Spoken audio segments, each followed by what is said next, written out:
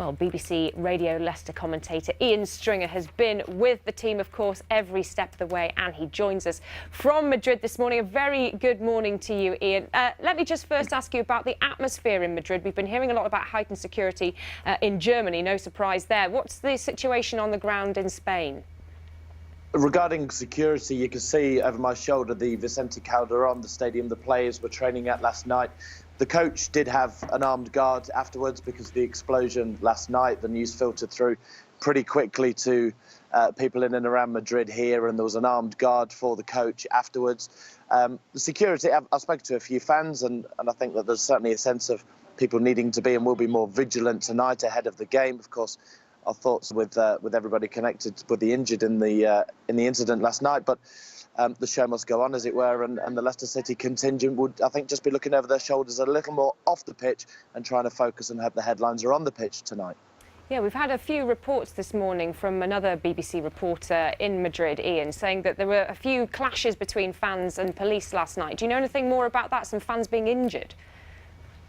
There were clashes with Spanish police last night. I was in the city centre, just behind where the camera is now. I'm down by the stadium this morning, but last night, wandering around, just speaking to some Foxes fans, and I've had experience and witnessed some of the Spanish police, I've got to say, being very heavy-handed. What I saw was singing.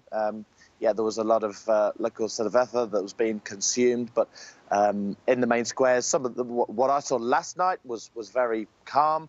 Lots of Foxes fans singing, but again, I heard the same reports, and I wasn't too far behind your reporter who reported the arrest last night. OK, and we'll keep across that then throughout the rest of the morning. Let's talk about the match itself, because this is huge. I mean, aside from winning the Premier League, this has got to be one of the biggest matches in Leicester City's history, hasn't it?